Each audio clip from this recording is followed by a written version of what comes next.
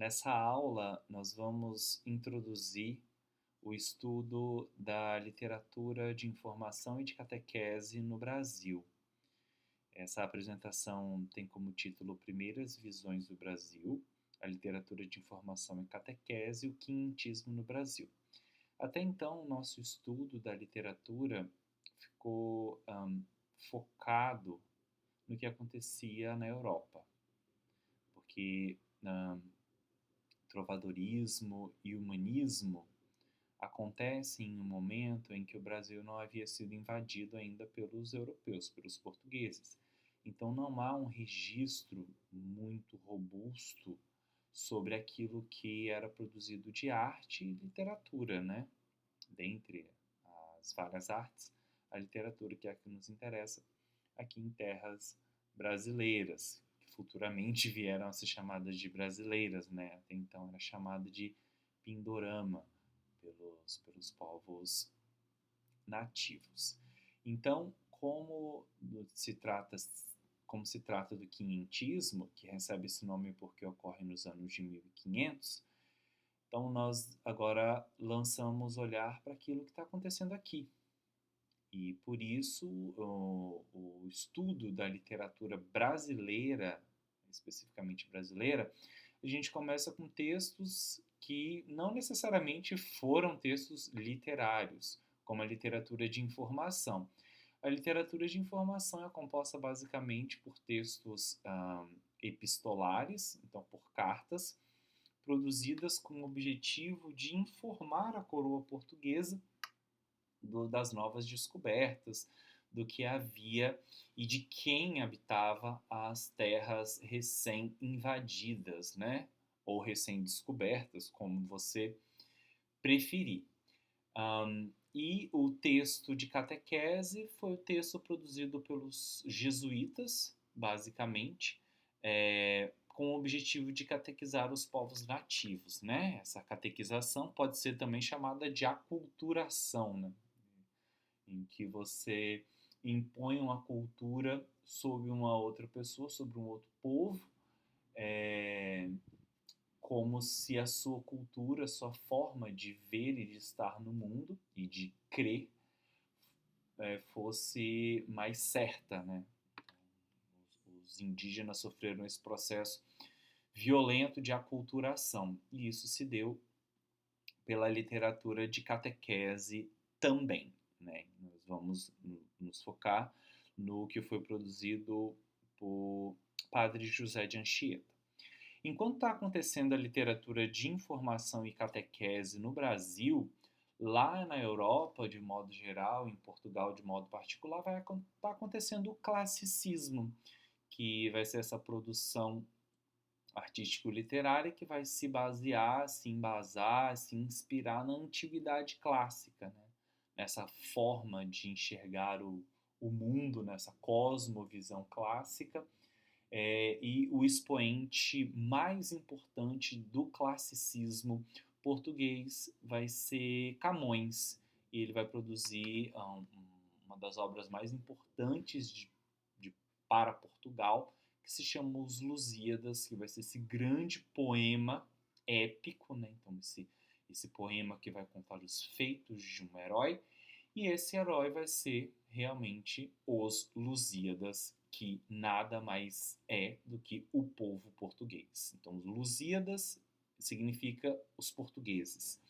Então, esse poema épico construído por Camões vai louvar os feitos dos portugueses, né, que se lançam ao mar e conquistam novos territórios, dentre eles o território brasileiro, e aí vai realmente mostrar a bravura, a coragem, a, a ética, a moral, a nobreza do povo português, esse texto, Os Lusíadas. Mas a gente não vai se interessar agora pelo classicismo português, mas é importante que vocês saibam o que está acontecendo lá em Portugal, enquanto aqui no Brasil a gente tem a literatura de informação, que são esses registros epistolares, né, essas cartas, escritas aqui em terras brasileiras, enviadas à coroa portuguesa para informar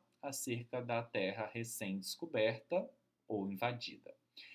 E a de catequese a literatura de catequese vai ser produzida pelos jesuítas, tendo como expoente máximo o padre José de Anchieta, e com o objetivo de controlar ou catequizar essa população indígena. E o expoente máximo da literatura de informação no Brasil, assim, no que diz respeito à sua importância literária, né, vai ser o Pero Vaz de Caminha, que é o escrivão mor da coroa portuguesa.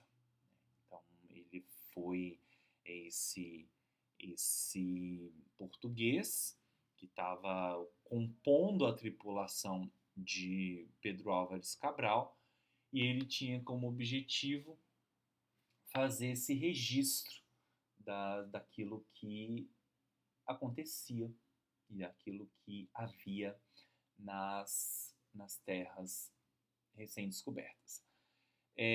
Para a leitura deste trimestre, então, para o estudo dessa estética, dessa escola literária, que é o quinhentismo brasileiro, vocês vão ler a carta de Pero Vaz de Caminha, já está disponível para vocês.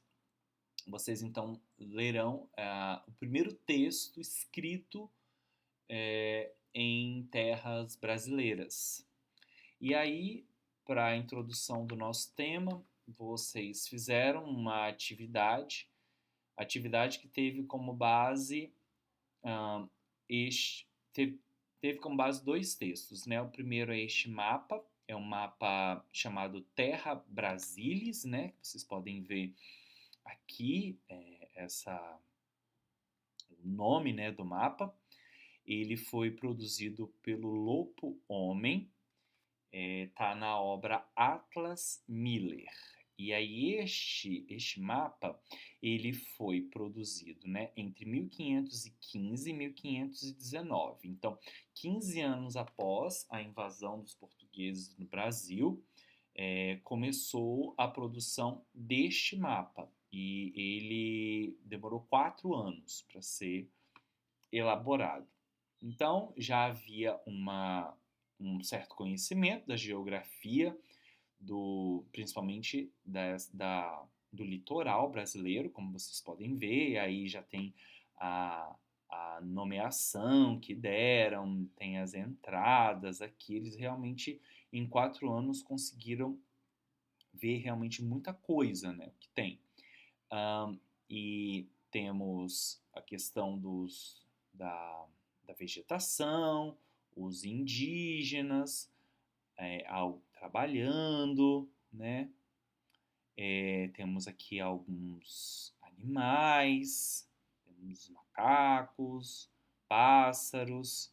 Os pássaros, eles estão assim quase do mesmo tamanho que um macaco, por exemplo, que uma onça, acredito que seja uma onça.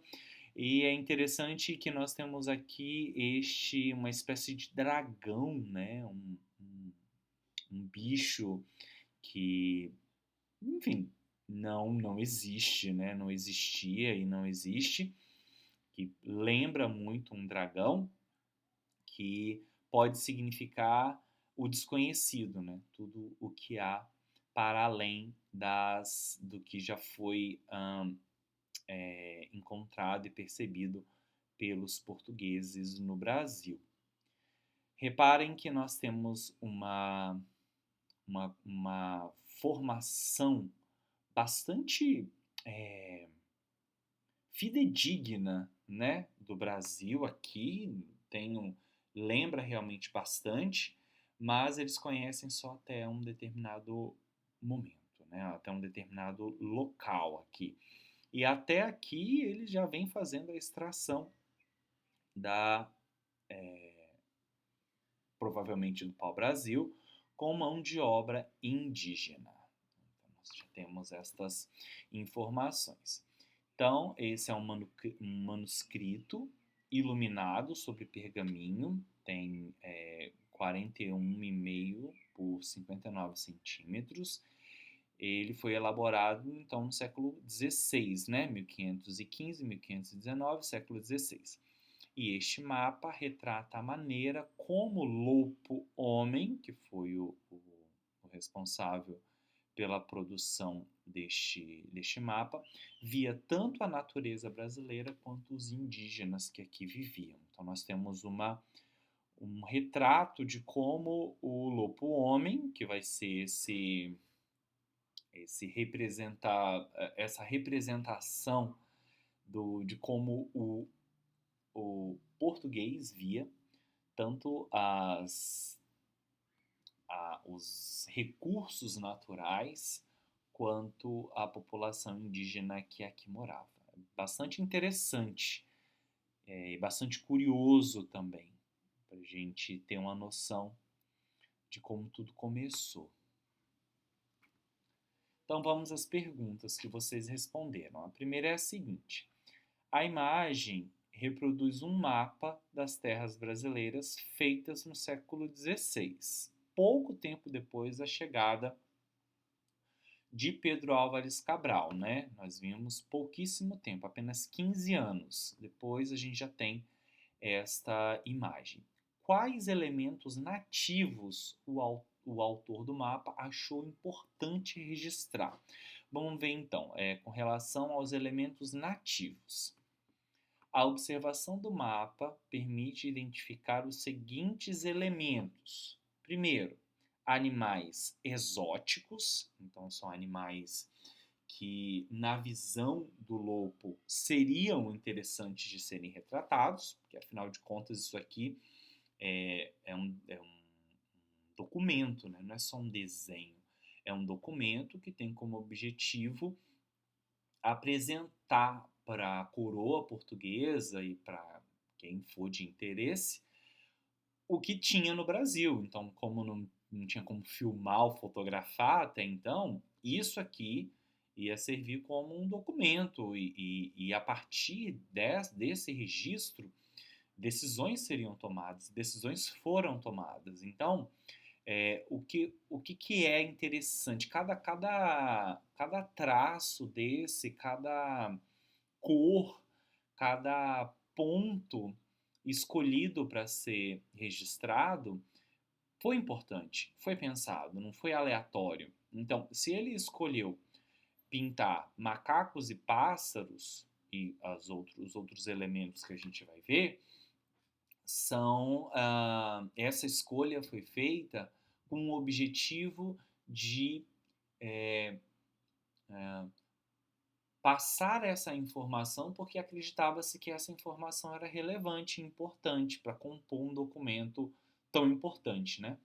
Então, ele escolhe os animais exóticos, macacos e pássaros, vegetação característica, as árvores do pau-brasil, a água abundante, que vai ser representado pelos rios, né? Então, a gente tem, por exemplo, um rio cortando aqui, ó. Então, é importante falar, olha, tem água em abundância, indígenas, muitos indígenas, e até um monstro, no caso um dragão, no meio da pintura à esquerda, demonstrando então essa não sei o que, talvez essa possibilidade de existir. Será que eles viram um outro bicho e aí não identificaram o que era, e aí a imaginação levou a que era um dragão? A gente nunca vai saber exatamente o porquê que foi retratado isso, né? A gente pode conjecturar, a gente pode imaginar, mas com certeza a gente não tem essa resposta. Observe os indígenas, que atividades eles realizam. O fato de serem retratados realizando essas atividades revela o modo como eram vistos pelos europeus.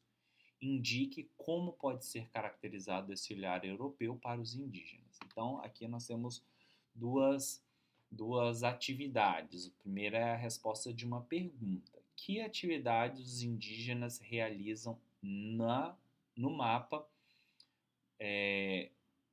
produzido. E o segundo é: como pode ser caracterizado o olhar europeu para os indígenas, tendo em vista a maneira como eles são retratados? Então, os indígenas são retratados cortando árvores, carregando troncos e caçando, armados de arco e flecha. Então, nós temos estas representações, né? Eles estão caçando, eles estão cortando e estão também carregando o pau-brasil. Ótimo. Além disso, são retratados em posições semelhantes às dos animais. Há um macaco e um indígena andando de modo semelhante no mapa. Então, nós vamos ter essa representação, né, de um macaco, de um indígena, andando quase na mesma posição, principalmente esse daqui. Esse aqui, na verdade, está carregando um pouco de pau-brasil. A gente tem aqui, né? Então, até o modo como eles são retratados é importante. Os caçadores revelam a feição mais exótica associada aos nativos brasileiros. Estão adornados com cocares e mantos de penas coloridos, indumentária pouco prática para as caçadas. Então aqui a gente vai ter essa representação, né? Eles estão como que vestidos para uma celebração, mas estão caçando. Essa não é um retrato fiel do que acontecia, é um objetivo de como mostrar. Então não é uma fotografia, né? Tem como objetivo mostrar a maior quantidade de elementos possível para a coroa portuguesa. Então a questão das indumentárias, então, para mostrar essa característica e também a característica da caçada, né? Isso tudo ao mesmo tempo. Quais elementos do mapa dão ideia da exuberância da natureza brasileira? Que ideia sobre o novo mundo esse mapa transmitia às cortes europeias? Então vamos lá. Quais são os elementos que dão a ideia de exuberância? A presença de pássaros coloridos, dos macacos, de um animal semelhante a um dragão no lado esquerdo, as árvores muito frondosas, desproporcionalmente grandes em relação ao mapa, sugerem a exuberância da natureza. Então, a gente vai ter essas árvores que vão estar em uma escala muito desproporcional do mapa, mas é realmente para mostrar essa exuberância. Agora, que ideia sobre o Novo Mundo, sobre a América, esse mapa transmitia às cortes europeias? Bem, tal representação pinta o retrato de um território a ser explorado, por um lado, e domesticado, por outro. Uma espécie de paraíso intocado, pronto para ser conquistado pelos europeus.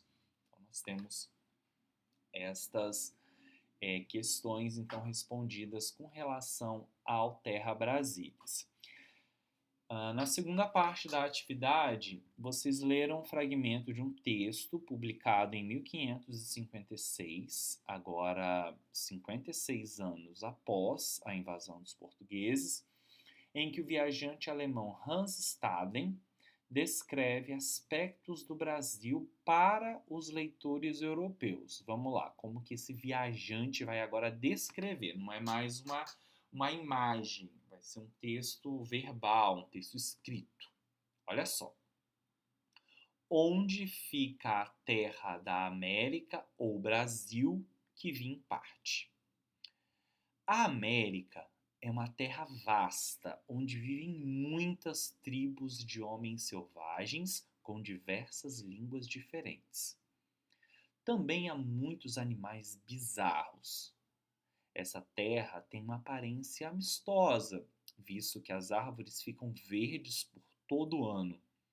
Mas os tipos de madeira que lá existem não são comparáveis com os nossos. Todos os homens andam nus, pois naquela parte da terra situada entre os trópicos, nunca faz tanto frio quanto entre nós no dia de São Miguel.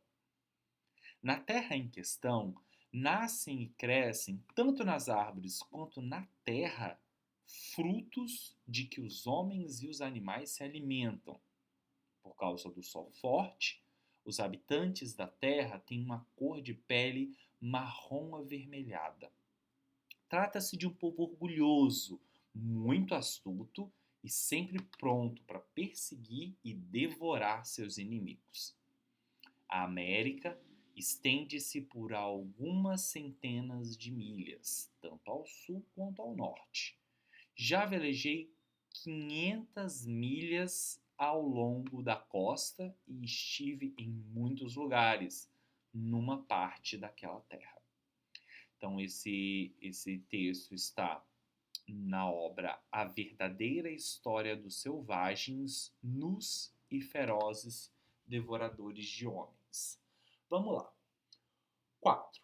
O uso de descrições tornou-se uma característica recorrente nos relatos de viagem do século XVI.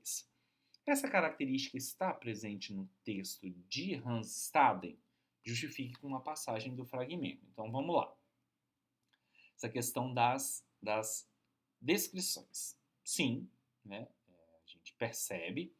Na verdade, o texto se configura como predominantemente descritivo. Além da preocupação inicial em descrever a Terra e seus habitantes, também merece destaque a preocupação de Hans Staden em procurar fornecer termos de comparação europeus para o que está sendo descrito. Né? Então, o texto é basicamente todo descritivo, mas é interessante que, para que os europeus compreendam sobre o que Hans Staden está falando, ele pega elementos de conhecimento dos europeus para comparar, como, por exemplo, as árvores ficam verdes por todo o ano, mas os tipos de madeira que lá existem não são comparáveis com os nossos. Ó, descreve e compara. Todos os homens andam nus, descrição, pois naquela parte da Terra situada entre os trópicos nunca faz tanto frio quanto entre nós no dia de São Miguel. Então a gente vai ter essa comparação. 5. A experiência pessoal era muito valorizada no século XVI, pois atestava a existência de um conhecimento adquirido por meio da ação individual. Em qual passagem do texto essa característica, né, da experiência pessoal pode ser observada? Já velejei 500 milhas ao longo da costa e estive em muitos lugares numa parte daquela terra.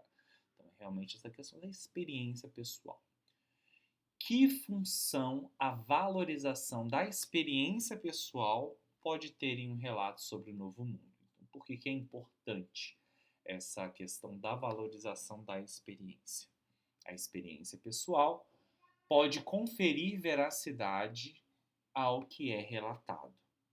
Quando afirma que velejou 500 milhas ao longo da costa americana, Hans Staden está imprimindo o selo da verdade a tudo o que conta sobre o Novo Mundo, por mais extraordinário que possa parecer para os europeus do século XVI. Então, quando ele mostra essa experiência que ele tem, é um objetivo de mostrar que ele tem conhecimento de causa, ele é experiente, ele tem realmente muita vivência, então aquilo que ele está escrevendo e descrevendo é verossímil, é verdadeiro, né?